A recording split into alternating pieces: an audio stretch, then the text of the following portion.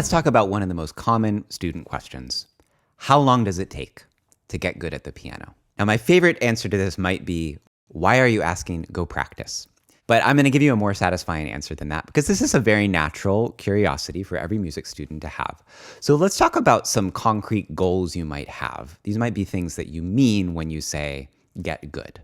First, you might want to impress your crush or impress a family member or friend. So you just want to have one impressive thing that's recognizable that you can play. Or you might want to be able to play music with other people, say in a local cover band. You might want to play a favorite piece of yours by Beethoven or by Chopin.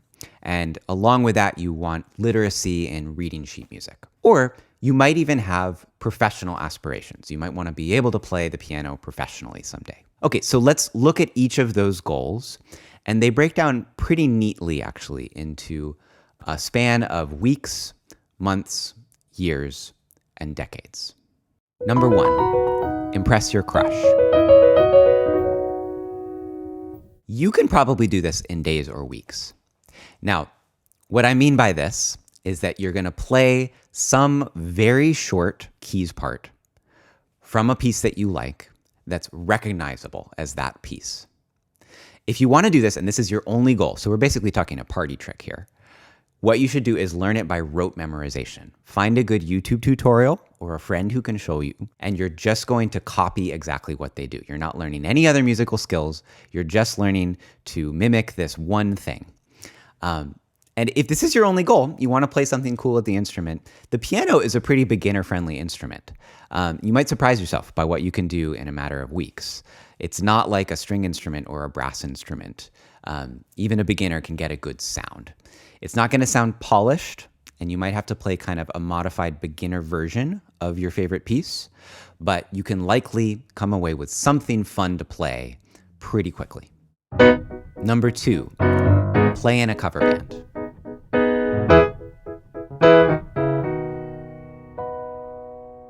Now, in order to do this, to play with other amateurs playing covers of pop songs, you need a few skills. You need to know some basic music theory and be comfortable with chord shapes so that you can read a chord chart or a lead sheet and create a good keys part for the songs that you're playing.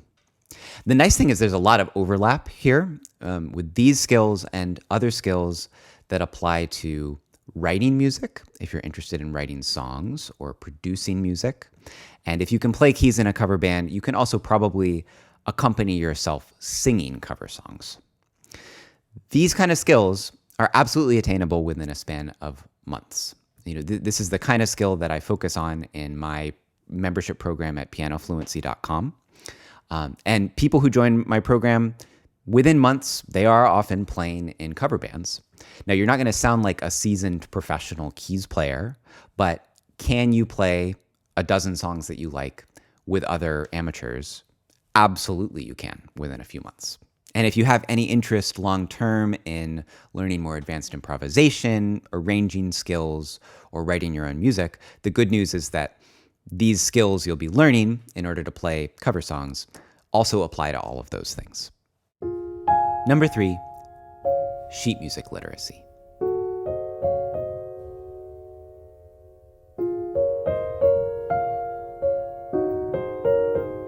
So let's say you're more interested in classical music. You want to play a favorite piece by Beethoven or by Chopin. You want to think in terms of years. This is a multi-year project to start playing some of those famous classical pieces. It's not to say that you can't arrive at some exciting, satisfying performance within your first year of learning to read sheet music. You should. And if you have a good teacher and you're working from a method book, you'll make a lot of progress in the first year. You'll be having a lot of fun. But you really want to think about classical music as a project that you'll be working on for the rest of your life, and one where all of the really important skills take a lot of time to develop. The kind of refinement of technique and expression that is what makes classical music so beautiful. That's something that takes a long time to learn because you're more working on technique. You're working on muscle memory, finding some ease at the instrument so that you can play these more technically difficult things with a really beautiful expression. And some of those most famous popular classical piano pieces, like, say, the Moonlight Sonata or Chopin Prelude, they're often played badly just because people want to play them before they're ready for them. So you're going to have a better time with learning to read sheet music and learning to play classical music if you expect it to take years for you to make really significant progress. And finally, playing music professionally.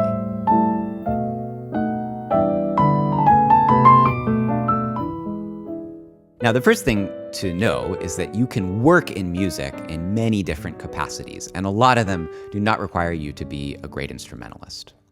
But if you're starting to play the piano because you want to be able to play like Herbie Hancock, a great jazz pianist, or Vladimir Horowitz, a great classical pianist, and you're getting frustrated because it's taking longer than you think to sound like those musicians, it might be helpful to set realistic expectations, not to discourage you, but so that you don't get discouraged when you realize that this is a really big project. If you hear a competent professional musician playing jazz or classical music, almost without exception, that is a person who's been playing their instrument for decades, and at least in a formative period in their life, they were most likely practicing for multiple hours a day. Now, there's a lot of variation. I can share my own experience as a reference point. So I started playing piano with classical lessons around age 6. I was pretty inconsistent in my practice for, say, the first 10 years that I played piano. But I was lucky that I had a good teacher, and I had weekly lessons and recitals a few times a year. So that added a certain amount of consistency.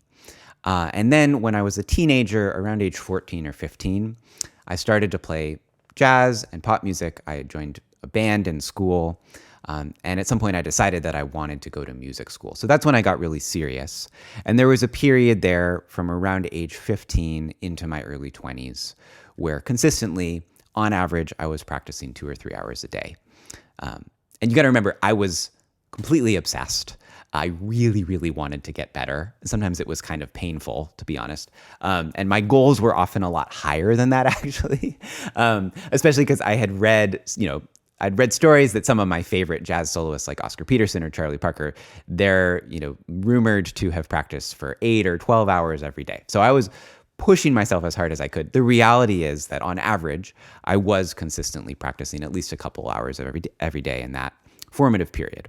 And this is true of a lot of my friends who are professional musicians, that they had some important period where they were really practicing a lot to get more comfortable on their instrument. So in total, there was about a 15-year period between when I first started playing the instrument as a child to when I played my first professional background music gig in my late teens, early 20s, playing jazz standards as background music, but it was professional. So again, this is not to discourage you. If you are starting as an adult and you have a dearly held ambition to play a background music gig professionally in 5 years, it's not out of the question. You totally might be able to do that.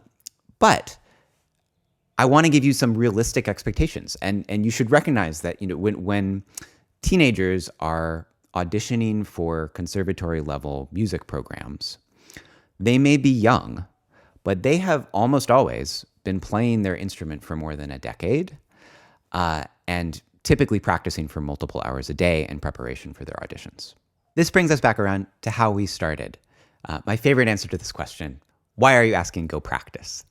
And I actually do think that this is the best answer for a lot of you watching this video, and I'll explain why. So some of you watching this video, you might have gotten this far because you haven't actually started playing the piano. And there are things you'd love to do on the piano, but you don't know what's realistic. A lot of you, however, already play the piano. You already know that you love music. You love the process of practicing and learning.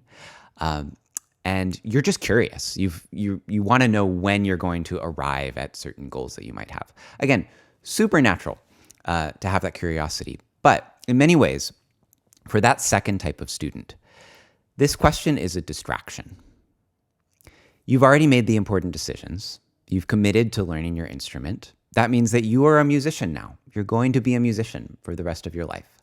And in terms of what comes out of that, in terms of your skill or what opportunities you might have, with other people.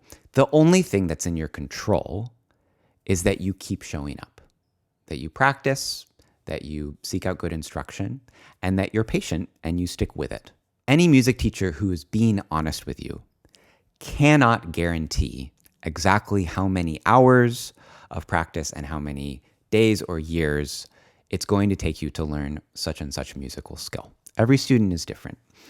The only thing that we can guarantee is that if you play an instrument, you consistently practice, and you seek out good instruction, you are going to get better at the instrument. Learning music is a little bit like going up a spiral mountain. Everyone's going at a different pace, but everybody's going up. And the most important thing is to remember, while you're climbing the mountain, to enjoy the view along the way. On some level, what you may be asking with this question is it worth it? Is it worth it for me to spend my time patiently practicing music when I don't know how good I'll get or when that will happen? And to that question, I can answer an emphatic yes. Yes, it is worth it. There are few things I believe that you can do with your time on Earth that are more beautiful or rewarding than learning an instrument. So I'll wrap up with another of my favorite classic answers to this question. The student asks, how long will it take for me to learn the piano? And the answer to that is the same amount of time it will take if you don't. So with that, my name is Ted. I want to thank you for joining me. Now go practice. And if you're not sure what to practice at the piano, head to pianofluency.com.